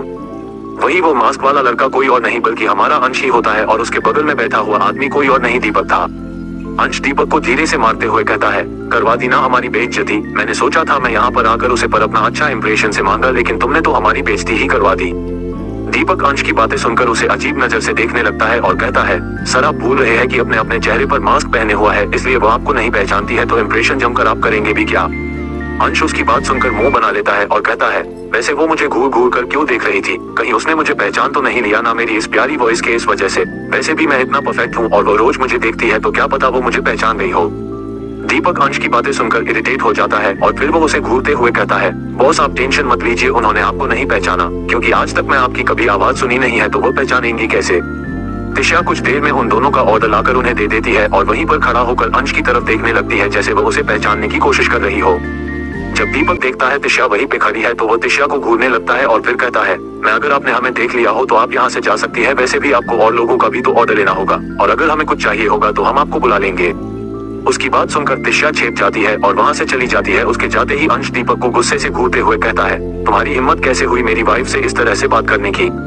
दीपक उसकी बात सुनकर अपने मन में कहता है, अब मैं इनसे ये तो नहीं बोल सकता ना कि मुझे अपने ऑर्डर किए हुए डिश को ठंडा नहीं करना था और इन्हें जल्दी से खाना था। दीपक कुछ सोच जल्दी से, नहीं तो ये छोटा टेबल तुझे ही खा जाएगा। और फिर वो अपने चेहरे पर अंश के लिए फिक्र हुए कहता है, सर मैंने तो ये सब बस आपके लिए किया ताकि आप अपना डिश ट्राई कर सके, अगर वो यहाँ पर होती तो आप खा नहीं पाते, और अगर वो ज्यादा देर तक यहाँ पर खड़ी होती तो शायद आपको पहचान भी जाती। मैंने तो बस आपकी भलाई के लिए ये सब किया, बाकी आपको फिक्र नजर नहीं आती तो कोई बात ही नहीं। अंश दीपक की बात सुनकर उसे घूरने लगता है और कहता है, बस बस ठीक है, ज्यादा सफाई देने की जरूरत नहीं है, अब जल्दी जल्दी खत्म करो और यहाँ से चलो। वही तिशा एक दूसरे टेबल पर उनका ऑर्डर रख ही रही होती है कि तभी एक लड़का जानबूझकर तिशा के ऊपर ही अपना डिश गिरा देता है और फिर हंगामा करते हुए कहता है, कैसी वेट्रेस हो तुम, तुम्हें ढंग से सर्व करने भी नहीं आता है। तिशा उसकी बात सुनकर उसे अपनी गुस्से भरी नजरों से देखने लगती है और कहती है, सर आप इस वक्त यहाँ पर इस तरह से हंगामा नहीं कर सकते हैं, क्योंकि इस डिश को आपने जानबूझकर नीचे गिराया है। अगर विश्वास नहीं है तो हम सीसीटीवी कैमरा में फुटेज भी देख सकते हैं। तिशा की बात सुनकर वो लड़का और जया गुस्से में आ जाता है और वो कॉफी उठाकर तिशा के ऊपर ही फेंक देता है, और फिर जैसे ही उसे करने के लिए अपना हाथ उठाने का होता है वैसे कि कोई आकर उसका हाथ पकड़ लेता है और उसके हाथ को मोड़ते हुए उसके पीठ पर लगा देता है। अंश भी कब का अपनी जगह से खड़ा होकर उसे जगह पर पहुंचे क्या होता है, और वह जैसे ही तिशा को बचाने के लिए आगे जाने को होता है वैसे ही वहाँ पर ईशान आकर तिशा को बचा लिया होता है। ईशान बिना सोचे समझे उसे लड़के को करने लगता है और मारते हुए सिर्फ एक ही लाइन बोल रहा होता है, तुम्हारी हिम्मत कैसे हुई तिशा को हाथ लगने की। वो उसे लड़के को मारते हुए लगभग अधमरा कर दिया होता है। तिशा जब बात को ज्यादा आगे बढ़ते हुए देखते हैं तो वह जाकर ईशान का हाथ पकड़ लेती है और कहती है, प्लीज ईशान छोड़ दो उसे, वो मार जाएगा। ईशान चिल्लाते हुए कहता है, इसकी हिम्मत कैसे हुई तुम्हारे ऊपर काफी फेंकने की, अगर तुम चल जाती क्या तुम्हें चोट लग जाता तो। दिशा ईशान का हाथ पकड़कर उसे दूर करते हुए कहती है, देखो मैं बिल्कुल ठीक हूँ, मुझे कुछ नहीं हुआ है। ईशान दिशा की बात सुनकर उस लड़के को घूमते हुए उससे दूर हो जाता है और फिर वो दिशा को वही बिठाकर उसके चेहरे को ध्यान से देखने लगता है। दिशा के गालों पर हल्का सा कब से कट लग गया होता है। ये देखकर उसका गुस्सा और बढ़ जाता है और वापस से उस लड़के को मरने जाता है, लेकिन तब तक वो लड़का वहाँ से गायब हो चुका होता है। और फिर वो चिल्लाते हुए वहाँ के स्टाफ से मेडिकल किट लाने के लिए कहता है और फिर वो मेडिकल किट से कॉटन और डिटोल निकालकर जैसे ही दिशा के फेस को टच करने वाला होता है वो तुरंत पीछे हट जाती है और डर की वजह से कांपने लगती है। उसके इस रिएक्शन को देखकर ईशान अपना हाथ पीछे कर लेता है और कहता है, दिशा मैं तुम्हें चोट नहीं पहुंचाऊंगा, मुझे बस अपनी फेस को क्लीन करने दो, वहाँ पर चोट लगा है ना। वही दिशा को तो उसकी बातें सुनाई ही नहीं दे रही होती है। उसके दिमाग में तो बस किसी का हाथ अपने चेहरे की तरफ बढ़ता हुआ महसूस हो रहा होता है और उसके आंखों के सामने बहुत सारे सीन चलने लगते हैं और उसके चेहरे पर पसीने की बूंदें दिखाई देने लगती है। और फिर वो होश में आते हुए कहती है, मैंने तुम्हें कितनी बार कहा है मुझसे दूर रहा करो और तुम्हारा मुझे ऐसे हाथ मत लगाना, क्योंकि जब कोई मुझे हाथ लगता है तो एक आग सी लग जाती है, ऐसा लगता है जैसे उसने फिर मुझे छुआ। इसीलिए कह रही हूँ मैं, तुम मुझसे दूर रहो, क्योंकि टूटे हुए कांच को अगर तुम समेटने जाओगे तो हाथ कट जाएंगे तुम्हारे। ईशान उसके चेहरे को कॉटन से साफ करते हुए कहता है, डोंट वरी यार, कटे हुए हाथ के लिए भी हम मेडिसिन ढूंढ लेंगे, एक बार तुम मुझे अपना हमदर्द बनाकर तो देखो। उसकी बात सुनते ही दिशा उसके चेहरे पे मुक्का मार देती है, जिससे वो बच नहीं पाता है और पीछे को हो जाता है। ईशान अपने चेहरे पे हाथ रखते हुए कहता है, मैं तुम्हें दवा लगा रहा था तो तुम्हें मुझे दुआ देना चाहिए, ना कि ऐसे मेरा नाक तोड़ना चाहिए। वही अंश और दीपक दिशा के पीछे ही खड़े होकर उन दोनों की सारी बातें सुन रहे होते हैं। अंश को बिल्कुल भी अच्छा नहीं लगता है ईशान का यूं दिशा का केयर करते देखकर और फिर वो कुछ सोचते हुए गुस्से से बाहर निकल जाता है। अंश बाहर आते ही दीपक को ऑर्डर देते हुए कहता है, मुझे वो लड़का किसी भी हालत में 15 मिनट के अंदर मेरे सामने चाहिए। उसने अंश सिंह राजावत की वाइफ को चोट पहुंचने की जुर्रत की है, सजा तो बनती है ना। ये कहते हैं कि वो हम बहुत ही ज्यादा खतरनाक लग रहा होता है। उसके चेहरे पर इस वक्त कोई मासूमियत उसके चेहरे पे नजर नहीं आ रही होती है। वो इस वक्त एक डेविल का अवतार लग रहा होता है। एक बड़े से बेला के नीचे चेंबर के अंदर एक लड़का कुर्सी से बंधा हुआ बैठा हुआ होता है। उसके चेहरे पर, शरीर पर और भी कई जगह चोट के निशान होते हैं और वो बेहोश होता है। तभी वहाँ पर एक बॉडीगार्ड आता है और उसे लड़के के ऊपर बर्फ का ठंडा पानी डाल देता है, जिससे वो तुरंत अपनी आंखें खोल देता है और अपने चार तरफ देखते हुए कहता है, तुम लोग कौन हो और मुझे यहाँ पर लेकर क्यों आए हो। वो बॉडीगार्ड उसे लड़के की बात सुनकर हंसते हुए कहता है, इतना भी जल्दी क्या है, जाने की कुछ देर रुक जा, फिर तुम्हें खुद पता चल जाएगा तुम्हें यहाँ पर क्यों लाया गया है। तभी सामने से उन्हें अंश आते हुए दिखाई देता है। अंश अंदर आते ही उसे लड़के को खोलने का ऑर्डर देता है। वो बॉडीगार्ड जैसे ही उसे लड़के की रस्सी को खोलना है वैसे ही अंश एक लात मारकर वापस से उसे लड़के को नीचे जमीन पर गिरा देता है और पंजों के बल उस लड़के के सामने बैठता है और वो लड़का भी अधखुली आंखों से अंश को ही देख रहा था। अंश उस लड़के की आंखों में देखते हुए सनक भरी आवाज में कहता है, बहुत बड़ी गलती कर दी तूने, तुझे दिशा के ऊपर अपनी नजर नहीं डालने चाहिए थी, अब गलती की है तो इसकी सजा तो मिलेगी। अंश भी आवाज सुनकर उस लड़के की आंखों में बेहिसाब डर दिखाई देने लगता और वह हकलाते हुए कहता है, मैं किसी दिशा को नहीं जानता, फिर मैं उसे चोट क्यों पहुंच जाऊंगा। वही उस लड़के की हालत देखकर दीपक अपने मन में कहता है, पता नहीं अब सर इस लड़के के साथ क्या करने वाले हैं। वही अंश एक तरफ रखा हुआ खंजर उठाता है जो उसके आदमियों ने अपने दुश्मन को टॉर्चर करने के लिए रखा हुआ होता है। अंश के हाथ में वो खंजर देखकर वो लड़का और भी ज्यादा डर जाता है। वो लड़का लड़खड़ाती आवाज में कहता है, प्लीज वो मुझे छोड़ दो। अंश सनकी लहजे में चिल्लाकर कहता है, तुझे छोड़ दूं, तू मेरी दिशा को चोट पहुंचने की कोशिश की और तेरी वजह से वो लड़का मेरी दिशा के करीब आया, अब तो तुझे सजा मिलेगी। फिर अंश उस लड़के के पास पंजों के बल बैठता है और उस लड़के के चेहरे के सामने खंजर करते हुए कहता है, तेरी वजह से मेरी दिशा के गालों पे कट लग गया, तुझे पता है उसको कितना ज्यादा दर्द हो रहा होगा, मैं उसे पर एक खरोच भी बर्दाश्त नहीं कर सकता और तूने तो जानबूझकर उसे चोट पहुंचाने की कोशिश की है। ये कहते हुए वो एक झटके से खंजर को उस लड़के के गाल में धसा देता है। वो लड़का दर्द से तड़पता है पर चीख नहीं पाता क्योंकि खंजर अभी भी उसके गाल पे धसा होता है। अंश एक सनक भरी मुस्कान के साथ आगे कहता है, अब अपनी गलती की सजा भुगत। ये कहते हुए वो खंजर लड़के के गाल से हटाता है और एक ही झटके में उसका सीधा हाथ काट देता है। जिस हाथ से उसने दिशा के ऊपर कॉफी फेंकी थी, उस लड़के की चीख पूरे फैक्ट्री में गूंज जाती है। वहाँ मौजूद हर शख्स बस चुपचाप खड़ा होता है। उस लड़के का सीधा हाथ उसके शरीर से अलग हो गया था और वो दर्द से चिल्ला रहा था। उसका खून पानी की तरह बह रहा था। उसे ऐसे तड़पते देख अंश पागलों की तरह हंसने लगता है। अंश हंसते हुए सनक भरे लहजे में कहता है, ये तड़प तूने खुद अपनी किस्मत में लिखी है। फिर हंसना बंद कर चिल्लाते हुए, इसी हाथ से तूने मेरी दिशा पे कॉफी फेंका था ना, इसलिए मैंने वो हाथ ही तेरे शरीर से अलग कर दिया। अंश डेविल स्माइल के साथ आगे कहता है, अब तुझे एक भयानक मौत देने का वक्त आ गया है। अंश अपने पॉकेट से एक लाइटर निकालता है। अंश को लाइटर निकालते देख दीपक समझ जाता है कि अंश क्या करने वाला है, इसलिए वो अपने एक बॉडीगार्ड की तरफ इशारा करता है और वो बॉडीगार्ड जल्दी से एक केरोसिन ऑयल की बोतल लाके अंश के सामने रख देता है। अंश केरोसिन ऑयल की बोतल उठाता है और उस लड़के के ऊपर सारा ऑयल डाल देता है। वो लड़का इस वक्त बेहोशी की हालत में था पर उसे समझ आ रहा था कि उसके साथ क्या हो रहा है। अंश लाइटर जलाते हुए इस दुनिया में सबसे दर्दनाक जिंदा जलन होता है और तूने जो किया है उसके लिए तुझे यही दर्दनाक मौत मिलेगी। ये कहकर अंश लाइटर उस लड़के के ऊपर डाल देता है। दोस्तों, आप हमारी वीडियो को लाइक और सब्सक्राइब नहीं करते हैं, प्लीज लाइक और सब्सक्राइब कर दिया कीजिए। इससे हमें अच्छा लगता है कि आपको हमारी वीडियो पसंद आई और इसी तरह हम और भी अच्छी स्टोरी आपके लिए आगे भी लाते रहेंगे। एपिसोड में लगातार बने रहने के लिए चैनल को लाइक और सब्सक्राइब कर लीजिए।